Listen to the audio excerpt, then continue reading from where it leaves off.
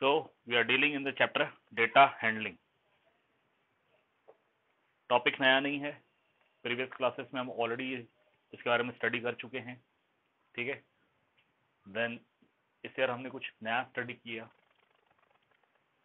बहुत पहले जो ग्राफ हमने स्टडी किया था with the help of rectangles, जिसे हम बार ग्राफ कहते हैं, उसमें गैप रहता था। अब अगर रेक्टेंगल्स में गैप हटा दिया जाए तो वो हिस्टोग्राम होता है। उसके लिए ज़रूरी होते हैं क्लास इंटरवल्स, और वो भी कंटिन्यूस क्लास इंटरवल्स।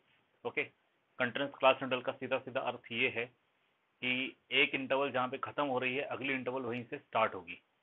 मान लीजिए 50 मार्क का एक टेस्ट लिया गया है, तो मार्क्स के पॉइंट ऑफ व्यू से इंटरवल 0 से 10, फिर अगली इंटरवल 10 से 20 होगी। अगर किसी बच्चे को 10 मार्क्स है तो वो 0 से 10 वाली इंटरवल में नहीं जाएगा, वो 10 से 20 वाली इंटरवल में जाएगा। अगली इंटरवल 20 से 30, फिर 30 से 40, फिर 40 से 50। ओके, इस बेसिस पे हम जो डेटा गिवन है उसे हम क्या कर सकते हैं, we can organise data in this basis. Okay, then using tally marks we can find the number of students or number of observations in the given group, और फिर उसके बेसिस पे जो tally marks का आंसर आएगा group के लिए, जो फ्रीक्वेंसी आएगी, that will decide the height of the rectangle, और फिर इनमें गैप नहीं आएगा और वहां से जो ग्राफ बनेगा वो रहेगा हिस्टोग्राम। ओके, फर्दर डेटा को रिप्रेजेंट करने के लिए एक सर्कुलर ग्राफ है जिसका नाम है पाई चार्ट, जिसमें सबसे इम्पोर्टेंट आपका सेंट्रल एंगल है। पूरे सर्कल का सेंट्रल एंगल 360 रहता है। इसमें जो पार्ट्स दिए रहेंगे, ठीक है, उस पार्ट का सेपरेटली सेंट्रल एंगल फाइंड किया जाएगा, and then we can construct the pie chart. Okay, काफ़ी बच्चों ने क्लास वर्क होमवर्क करके मुझे फोटोज भेजे थे, और ये क्लियर है कि आप लोगों को अंडरस्टैंड हो रहा है कि पाई चार्ट कैसे बनाए जाते हैं। ओके, आज हम मूव करेंगे सबसे लास्ट टॉपिक इसके, एंड ये टॉपिक है probability. Okay, this topic is probability.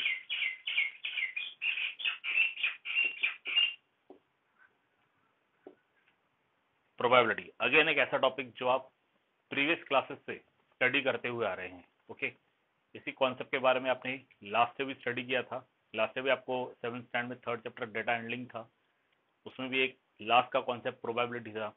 अगर आपको याद हो, उसमें केसेस थे कि कुछ इवेंट, कुछ बातें दी हुई हैं, क्या वो बातें हो सकती है, सर्टन है कि होंगी। कोई बातें ऐसी जो हो सकती है लेकिन सर्टन नहीं है, और कुछ बातें ऐसी जो इम्पॉसिबल है, बिल्कुल नहीं होगी। फॉर एग्जाम्पल, अगर हम ये देखा जाए कि आज मंडे है, ठीक है, सबसे पहले बताओ मेरा आवाज आ रहा है?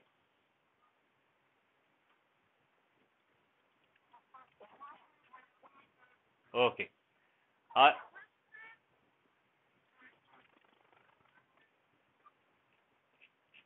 Okay, please close the mic. Question था मेरा आवाज आ रहा है, कोई एक भी आंसर देता सफिशिएंट था। ठीक है, नाउ लिसन। आज जैसे मंडे है, ठीक है, अगर मैं कहूँ कल ट्यूसडे आएगा तो यहाँ पे क्या आएगा? यस, सर्टन, ये तो होगा ही, कल तो ट्यूसडे आएगा ही आएगा। Okay, it is certain. लेकिन अगर हम लूडो खेल रहे हैं और डाइस रोल कर रहे हैं और मैं कहूँगा अब 4 आएगा, तो आप क्या कहोगे? जरूरी नहीं है, means it can come but not certain. ठीक है, it can come but not certain. और ये मैं कहूँ चलो डाइस रोल करो 7 आएगा अभी, तो क्या हो जाएगा? इम्पॉसिबल, होगा ही नहीं। क्योंकि डाय में हमें पता है कि डाय रोल करने के बाद जो अपर फेस पे स्कोर आता है वो 1 से लेकर 6 तक कुछ भी हो सकता है, लेकिन 7 बिल्कुल नहीं होगा। Okay, is this clear? तो ये कॉन्सेप्ट हमने लास्ट से भी स्टडी किया था। अब इस साल फिर हम इसके बारे में स्टडी करेंगे, प्रोबेबिलिटी के बारे में। ठीक है, सबसे पहले प्रोबेबिलिटी। अब देखिए, आपको प्रोबेबिलिटी के केस में कुछ खास बातें जो ध्यान में रखनी है वो ये है कि आपको क्या नोट डाउन करना है। You have to note down this, page number 88।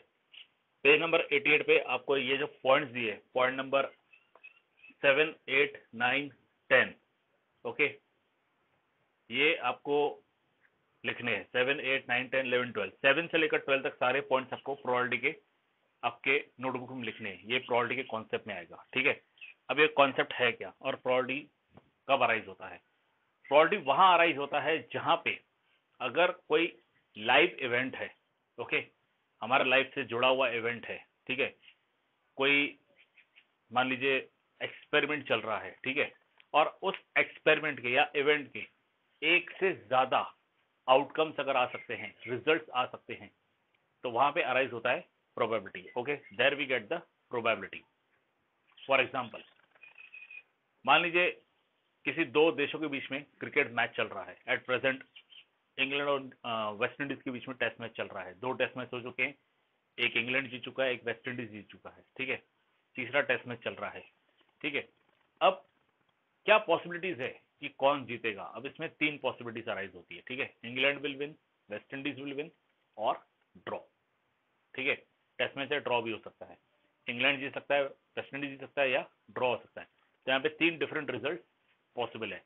ऐसे केसेस में हम प्रिडिक्शंस करते हैं, नहीं इंग्लैंड ही जीतेगा देखना, कोई कहेगा नहीं वेस्ट इंडीज जीतेगा देखना, और कोई कहेगा कुछ भी कर लो टाई होने वाला है, मैच ड्रॉ होगा, ठीक है। तो ये जो प्रेडिक्शंस है, these predictions are nothing but these are the probabilities. अब जो टीम स्ट्रांग होगी, जो टीम स्ट्रांग है, हाँ, उसके जीतने के चांसेस ज्यादा हो सकते हैं, ठीक है। मान लीजिए इंग्लैंड स्ट्रांग है, उसके जीतने के चांसेस ज्यादा है, तो हम ये कह सकते हैं इंग्लैंड जीत सकता है और उसके जीतने के चांसेस है ना हाफ है, हम ये कह सकते हैं, ठीक है। कोई कहेगा कि नहीं वेस्ट इंडीज है ना, वो भले थोड़ी कमजोर है लेकिन इस वक्त वो जीत सकती है, ठीक है। तो कोई कहेगा चलो वेस्ट इंडीज अगर जीत सकती है तो उसके जीतने के चांसेस वो कहेगा 1/3 है, ठीक है। अब देखिए इन दोनों का अगर हम एडिशन करते हैं 1/2 plus 1/3, if we add this 1/2 plus 1/3 तो हमें क्या मिलेगा? We will get 5/6। हमें क्या करना पड़ेगा? इनका एलसीएम लेना पड़ेगा। फ्रैक्शंस है, नॉट रसीम नहीं है, हमें इनका एलसीएम लेना पड़ेगा। दोनों का एलसीएम हम 6 ले सकते हैं, तो ऊपर यहाँ पे 3 आएगा, यहाँ पे 2 आएगा, 3 + 2 5 हो गया और नीचे 6 आ गया, ठीक है। प्रोबेबिलिटी में कभी भी याद रखना जितने भी पॉसिबिलिटीज है, इन सारे पॉसिबिलिटीज के जो प्रेडिक्शन हम करते हैं ना, उनका एडिशन 1 आता है। अभी ये 1 नहीं हुआ है, इसे 1 करने के लिए हमें 1/6 और चाहिए। जब इसमें 1/6 ऐड करेंगे हम लोग, ठीक है, तो 5 + 1 क्या होगा? 6, ये होगा 6/6 विच इज 1। इसका मतलब क्या हुआ? ये इंग्लैंड के विनिंग चांसेस है, ये वेस्ट इंडीज के विनिंग चांसेस है, और ये है ड्रॉ। ये चांसेस क्या है? ड्रॉ, ठीक है। तो कोई कहेगा इंग्लैंड स्ट्रॉन्ग टीम है, इसकी जीतने के चांसेस ज्यादा है, सो 1/2 चांसेस फॉर इंग्लैंड, ठीक है। फिर वेस्ट इंडीज उतना स्ट्रॉन्ग नहीं है लेकिन गेम पलट सकता है, सो इट इज 1/3, ठीक है। और दोनों में कड़ी टक्कर चलेगी लेकिन मैच ड्रॉ हो जाएगा, तो 1/6, ओके। और सारे पॉसिबिलिटीज का एडिशन कितना हो जाएगा? सारे पॉसिबिलिटीज का एडिशन हमेशा 1 होता है, ठीक है। किसी भी एक्सपेरिमेंट में जो रिजल्ट रहता है, इवेंट रहता है, उसका जो प्रोबेबिलिटी रहता है वो या तो 1 होगा या तो 0 होगा या इन दोनों के बीच में होगा, ओके। किसी भी इवेंट के लिए प्रोबेबिलिटी जो है वो कभी भी 1 से ज्यादा नहीं होती है और 0 से कम भी नहीं होती है। इन शॉर्ट हम प्रोबेबिलिटी फाइंड कैसे करते हैं? मान लीजिए ये है प्रोबेबिलिटी ऑफ इवेंट, ठीक है। तो ये हम फाइंड करते हैं number of NO dot, number of favourable outcome,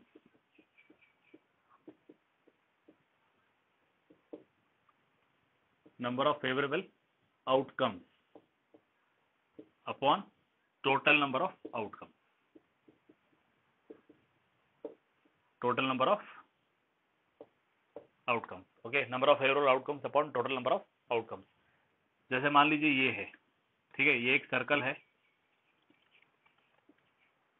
ठीक है, ये हमने बनाया, ये ब्लू कलर को रिप्रेजेंट कर रहा है, ये ग्रीन को, ठीक है, ये रेड, ये फिर से ब्लू, ये फिर से ग्रीन और ये येलो। ये 6 सेक्टर्स है और 6 के 6 सेक्टर्स जो है ये सारे 6 सेक्टर्स इक्वल एरिया के हैं, ठीक है। मतलब सर्कल को बिल्कुल 6 इक्वल पार्ट्स में डिवाइड किया गया है, ठीक है। और ये है, अब आप इस व्हील को स्पिन कर रहे हो, ठीक है, और ये एक पॉइंटर है। अब क्वेश्चन है कि ये पॉइंटर कहाँ पे आएगा, ठीक है। तो इसमें अगर हम कहते हैं कि पॉइंटर ब्लू के लिए आएगा, ठीक है, तो प्रोबेबिलिटी ऑफ ब्लू के लिए क्या हो जाएगा? अब यहाँ पे आप नोटिस कर सकते हो ब्लू को 2 सेक्टर्स दिए गए हैं, तो 2, मतलब ब्लू के लिए फेवरेबल आउटकम्स कितने हैं? 2, ओके। ब्लू के लिए फेवरेबल आउटकम्स कितने हैं? 2, और टोटल आउटकम्स कितने हैं? 6, सो यू गेट 2/6। वैसे ही ग्रीन है, ग्रीन के लिए सेम 2/6, क्योंकि ग्रीन में भी 2 फेवरेबल आउटकम्स दिए गए हैं, ठीक है। वहीं पे जब हम रेड और येलो की बात करेंगे तो रेड के केस में 1/6 हो जाएगा और येलो के केस में भी कितना हो जाएगा? 1/6। क्यों? क्योंकि रेड और येलो को इनको एक एक समझने के लिए कुछ इस तरह भी समझ सकते हो कि आप किसी मैकडोनल्ड्स या डोमिनोज में गए हो, वहां पे पिज्जा के 6 पीस करके आए हैं, ठीक है, तो आपने कह दिया मैं 2 पीस खाऊंगा, ठीक है, इसी पे आपकी सिस्टर ने भी कह दिया मैं भी 2 पीस खाऊंगी, फिर मम्मी पापा ने कहा ठीक है आप 2-2 खा लो, हम एक एक खा लेंगे, ठीक है, तो वहां पे आपकी प्रोबेबिलिटी 2 की हो गई, 2/6, आपकी सिस्टर या ब्रदर जो भी है उनकी प्रोबेबिलिटी भी 2/6 हो गई, और जो पेरेंट्स है उनकी प्रोबेबिलिटी 1/6 हो गई। Okay, clear?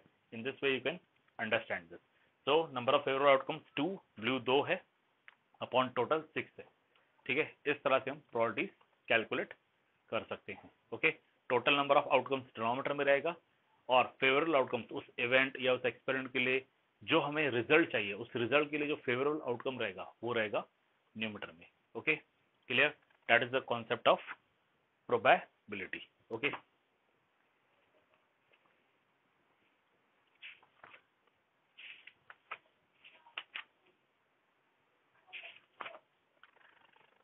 so now quickly move to the exercise.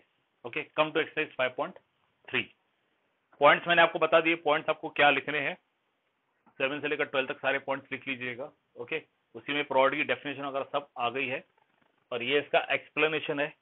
ये जो सेशन चल रहा है इसका वीडियो रिकॉर्डिंग हो रहा है, ठीक है, वीडियो रिकॉर्डिंग को मैं यूट्यूब पे अपलोड करूंगा, और जो लिंक है वो मैं भेज दूंगा व्हाट्सएप ग्रुप में। आप एक बार फिर इस वीडियो को बाद में देख सकते हैं, तब आपको अगर ये नोट डाउन करना हो तो आप उस वक्त भी नोट डाउन कर सकते हो। Moving to exercise,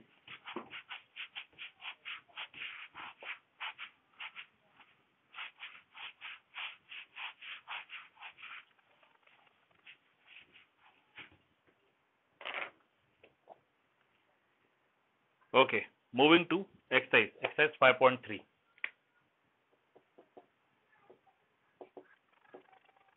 Exercise 5.3. First,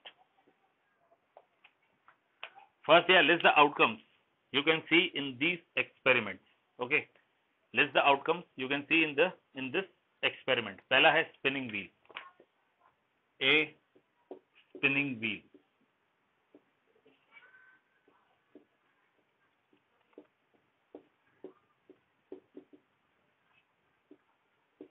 अब आउटकम्स क्या आ सकते हैं, ठीक है? यस, अब ये क्वेश्चन आप लोग के लिए, आप सबके लिए क्वेश्चन है कि इसके आउटकम्स क्या आएंगे, लेकिन कोई भी माइक ऑन नहीं करेगा। आप लोग इसका आंसर मुझे दे सकते हो चैट बॉक्स में। ओके, कोई भी माइक ऑन करके आंसर नहीं देगा, डिस्टर्बेंस क्रिएट नहीं करना है, ठीक है? ओके, एक आंसर आ गया, ए B C D.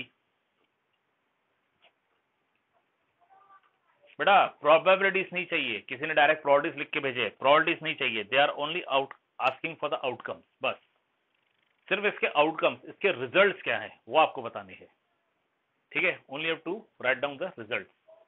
That's great. Vandana ने लिखा है देयर आर 4 आउटकम्स। बेटा 4 आउटकम्स है, लेकिन वो चारों आउटकम्स क्या है वो आपको मेंशन करनी है। इससे पहले सृष्टि ने आउटकम्स के साथ साथ प्रोबेबिलिटी भी बताई थी, वेरी गुड, आप प्रोबेबिलिटी भी बता सकते हो, बहुत अच्छी बात है, बट इस केस में प्रोबेबिलिटी नहीं पूछी है। ओके, बट अच्छी बात है, आपको प्रोबेबिलिटी का कॉन्सेप्ट समझ में आ रहा है, that's good. Okay, so outcomes are A B C and D, these are the outcomes. Okay, be tossing 2 coins together. Again आप चैट बॉक्स में इसका आंसर दे सकते हो, बहुत ही इजी कॉन्सेप्ट है। टॉसिंग 2 कॉइन्स टुगेदर,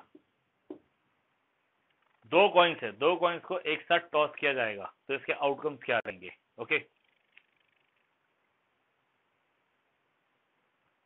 चलिए आंसर्स आना शुरू हो गए, very good very good. So answers will be T and T, this means tail and tail. 2 coin toss किए, दोनों कॉइन्स टेल शो कर रहे हैं, ठीक है? Then T H, tail show कर रहा है, दूसरा हेड। थर्ड एच एच, दोनों कॉइन्स हेड शो कर रहे हैं, okay? And fourth H T, पहला कॉइन हेड शो कर रहा है, दूसरा टेल शो कर रहा है। एक बात याद रखिए, जब आप आउटकम्स लिख रहे हैं तो इसे इसी ऑर्डर में लिखना है ऐसा जरूरी नहीं है, ठीक है? यहाँ पे आप चाहो तो डी सी बी ए भी लिख सकते हो, आप चाहो तो BACD भी लिख सकते हो, आप चाहो तो CDBA भी लिख सकते हो, आप किसी भी ऑर्डर में आउटकम्स लिख सकते हो, ऐसा कोई जरूरी नहीं कि आपको ABCD ही लिखना है। वैसे ये है, इसमें भी आप चाहो तो HH HT TH TT इस तरह से लिख सकते हो, उसमें कोई प्रॉब्लम नहीं है। ठीक है, okay. Moving further we come to question number 2। सारा एक्सरसाइज इजी है और आप लोग मुझे आंसर इसके चैट बॉक्स में दे सकते हो। 45 एक मैं हूं, बाकी 44 और स्ट्रेंथ है 46। ठीक है, आई थिंक आपके क्लास में मॉनिटर्स अलॉट किए गए हैं, शायद अनिता मैडम ने अलॉट किए हैं आपके क्लास टीचर ने। तो मॉनिटर से एक रिक्वेस्ट है, मुझे प्लीज मैसेज कर दीजिएगा मेरे पर्सनल नंबर पे कि कौन बच्चे एब्सेंट है। अभी रिकॉर्ड 45 का दिखा रहा है, इसका मतलब 2 बच्चे एब्सेंट है अभी भी। ठीक है, क्योंकि 45 में एक मैं हूँ, 44 और 46 का स्ट्रेंथ है। ठीक है, तो मुझे प्लीज वो जरा बता दीजिएगा कि कौन से 2 बच्चे हैं जो एब्सेंट है। Then next second, when a die is thrown list the outcome of an event of getting. पहला है a prime number. Yes, chat box आइए बच्चों, चैट बॉक्स में आइए, बताइए।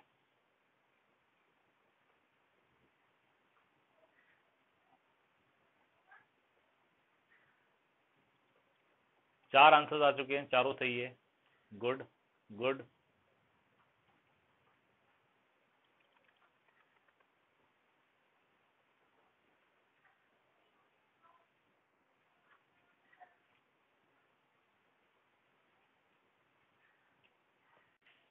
बी है नॉट अ प्राइम नंबर, उसका आंसर किसी ने पहले ही दे दिया था। ओके, बी है नॉट अ प्राइम नंबर।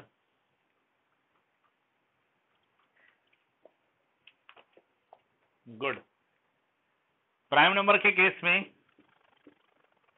आपका आंसर 2 3 5 आ रहा है, विच इज करेक्ट। और नॉट अ प्राइम नंबर के केस में आपका आंसर 1 4 6 आ रहा है, it is again correct. Okay, third है अ नंबर ग्रेटर देन 5। अ नंबर ग्रेटर देन 5, थर्ड का आंसर।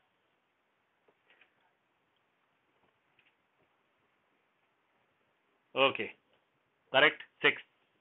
और लास्ट है a number not greater than 5। A number not greater than 5, किसी एक बच्चे ने 1 2 3 4 5 लिखा है, ये वंदना ने भी 1 2 3 4 5 लिखा है, इससे पहले भी 2 बच्चों ने 1 2 3 4 5 लिखा था। ओके, सृष्टि सुमन ने भी 1 2 3 4 5 लिखा है, श्रद्धा भरत ने भी 1 2 3 4 5 लिखा है। बेटा ये दिया नॉट ग्रेटर देन 5,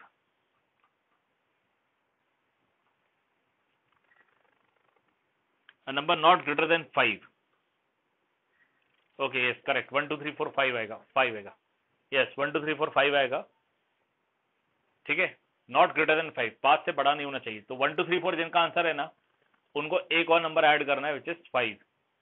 1 2 3 4 5 आएगा। ओके, हम 5 को भी काउंट करेंगे। ओके, तो answer will be 1 2 3 4 5। Okay,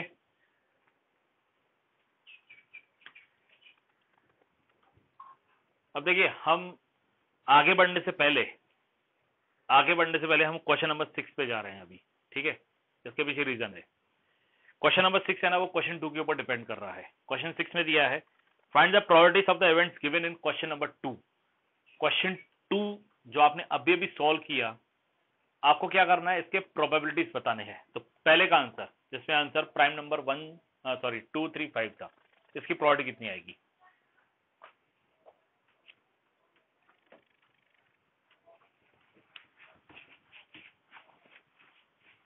yes correct.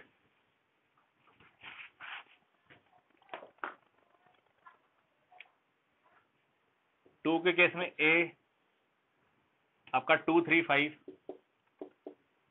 B आपका 1 4 6, सी आपका सिर्फ 6 और डी आपका 1 2 3 4 5। अब हम 6 में बात करेंगे तो पहले की प्रोबेबिलिटी आएगी 3/6, you can write this as 1/2। Okay, B का आंसर भी 3/6 आएगा, which you can write as 1/2। C का आंसर 1/6 और डी का आंसर 5/6। डी का आंसर 5/6, ये इसके आंसर्स आएंगे। Okay,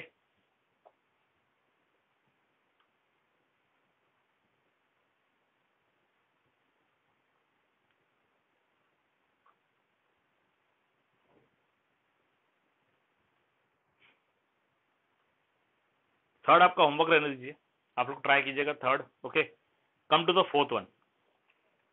fourth one, numbers 1 to 10 are written on 10 separate slips.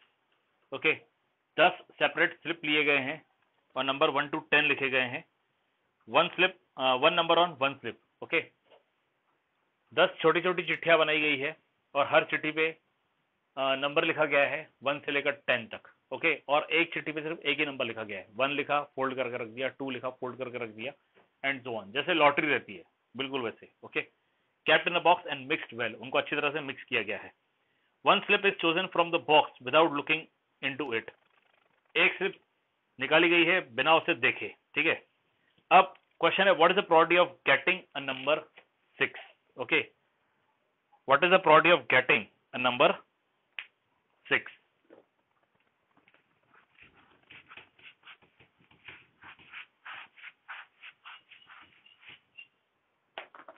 Now see, total outcome 10,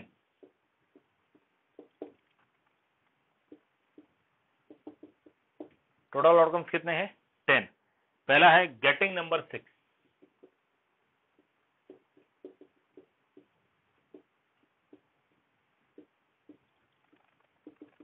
getting number 6, इसका फेवरेबल आउटकम,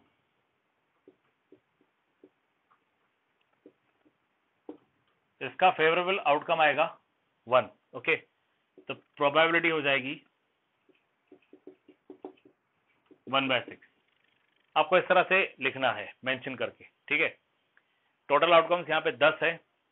फिर जो पहला इवेंट है गेटिंग नंबर 6, गेटिंग नंबर 6। तो जो 10 चिट्ठियां हैं उन 10 चिट्ठियों में सिर्फ एक ही ऐसी स्लिप है जिसपे नंबर 6 लिखा हुआ है। ठीक है, तो 6 के लिए फेवरेबल आउटकम एक ही है। ओके, इस हिसाब से इसका आंसर आएगा 1/6। अगला दिया है getting a number less than 6।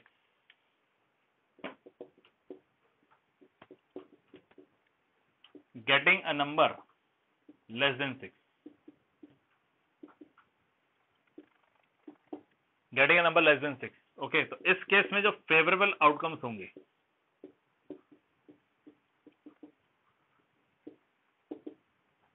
Favourable outcomes ये रहेंगे 1, 2, 3, 4 एंड 5।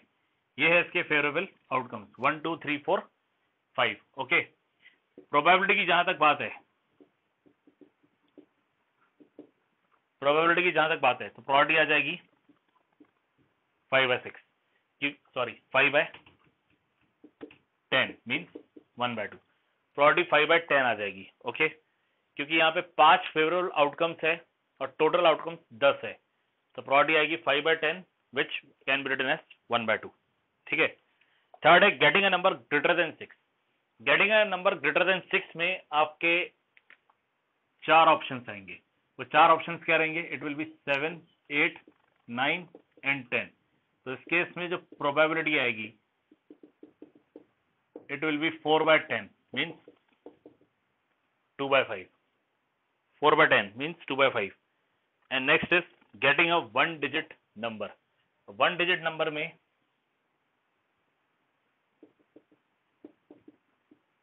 1 digit नंबर में 1 से लेकर 9 तक सारे नंबर्स आएंगे 10 को छोड़ के। ठीक है, मतलब 9 फेवरेबल आउटकम्स है तो प्रोबेबिलिटी कितनी हो जाएगी? It will be 9/10।